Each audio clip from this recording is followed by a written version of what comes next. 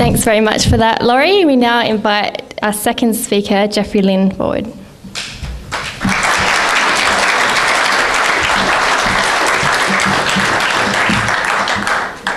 Well, let me add my thanks along with Rachel's earlier. Thanks for taking the time to be here today. I don't know what class you're skipping, but this will be better. I'm not sure if you're here either because a friend has invited you or perhaps you've seen some of our posters around. What we're trying to do, at least for 1 week in your time at university, is give you the opportunity to complete the sentence, I think Jesus is. Now, the posters in particular are meant to make you stop and think. Obviously, for the record, they're not all meant to be taken completely seriously. For example, I think Jesus needs a haircut, or I think Jesus is my homeboy, or, dare I say it, I think Jesus is heaps good, okay? Don't take them too seriously. They're there to make you stop and think. What I want to do for just a few minutes is, from a Christian perspective, offer 3 things about Jesus. I don't offer the usual Christian jargon, Jesus is the Son of God, Jesus is Saviour and Lord, or Jesus is Messiah, but instead 3 things that will hopefully dispel some common misconceptions about who Jesus is. 3 things I want to say is that Jesus is likeable, that he can make things right, and that he makes a difference to you. So firstly, Jesus is likeable. The most prevalent stereotype of Jesus these days is of a nice moral teacher. The guy with the big sad eyes, the long droopy hair, the sandals and the oversized dressing gown. Instead, the picture that the Bible paints of Jesus consistently is of a man of substance, of someone who's worth meeting, of someone who is ultimately likeable. So when Jesus spoke, it was without any pretense or pretentiousness. He hated hypocrites, and especially religious leaders who failed to practice what they preached. And Jesus, we know from the stories that are told about him time and time again in the Bible, he had an unwavering revulsion against injustice.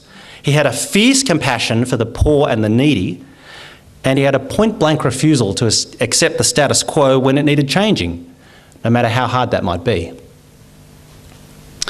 But above all, as you read the Bible, what you discover is that Jesus was a real friend. He was a mate to those around him. He was at home in the corridors of power, but still he retained the common touch. And he cared so much for his friends that ultimately he would sacrifice his own life to save his friends. In short, Jesus was one of us. He shared in our humanity, in our experience. He understood what our lives are like. He related to us. And he gets us. It's no surprise, really, that throughout history, literally billions have found themselves drawn to this man, wanting to get to know him better.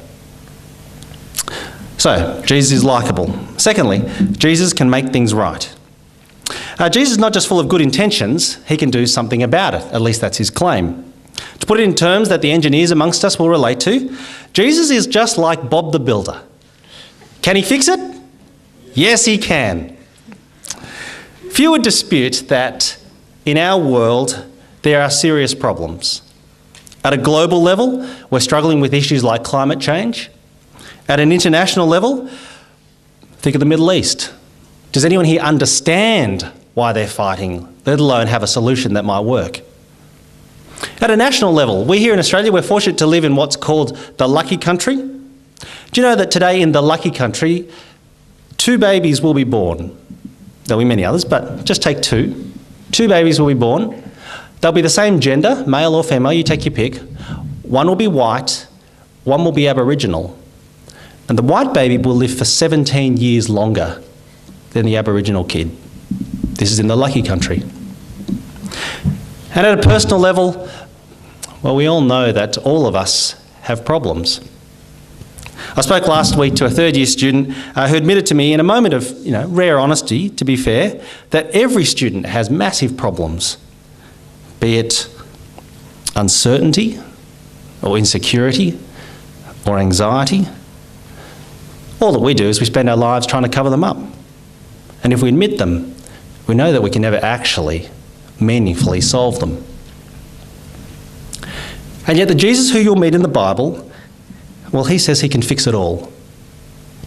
What's more, This Jesus, the one who claims that he can fix the problems, he has survived the test of time despite being so completely and utterly counterintuitive.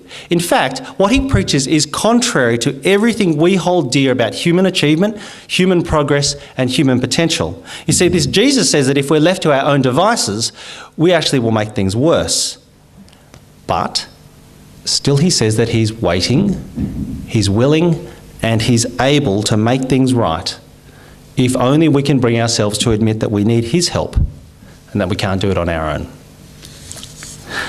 Jesus is likeable. Jesus can make things right. Thirdly, Jesus makes a difference to you.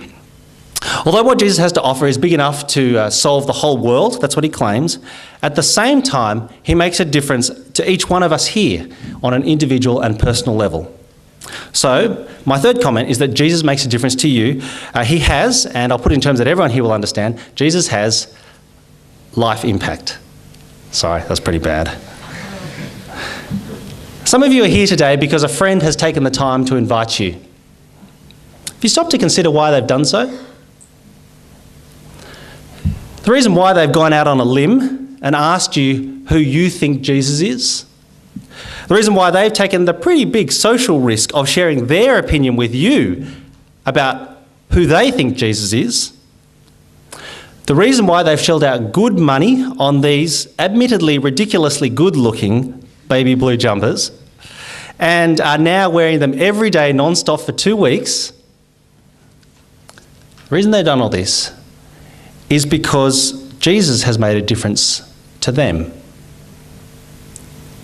This week, perhaps, maybe just once, you might ask them about the impact that Jesus has had on their life, in their defining of success, in the ordering of their priorities, of their attitudes and their values, in the way in which it enables them to cope with stress, and in the shaping of their hopes and the shaping of their dreams for how they'll make the most of this one precious life that each of us has to live.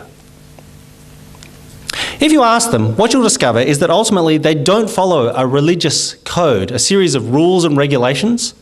You must do this, thou shalt not do that. You'll discover that what they follow is a person. Your Christian friend claims that he or she has a relationship with Jesus, with the Jesus who is likeable and can make things right and who makes a difference. Thank you. Thanks for that, Jeff. We're just going to give a couple minutes for Laurie to gather his thoughts ready for his rebuttal. In this time, I encourage you to turn to your neighbour and ask them to complete the sentence, I think Jesus is.